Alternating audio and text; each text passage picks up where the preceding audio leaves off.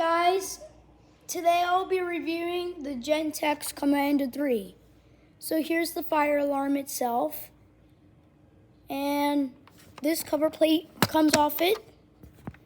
As you can see right here, it is multi-candela, and you could switch around the tones on it. As the Commander 2 is not multi-candela, but the Commander 3 is. And here's the alarm without its bracket and its cover. Just put it back on there.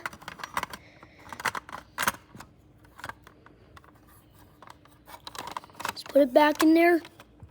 And cool feature I love about this, because it has this bump right over here on the top and these two lines on the front of the strobe right here.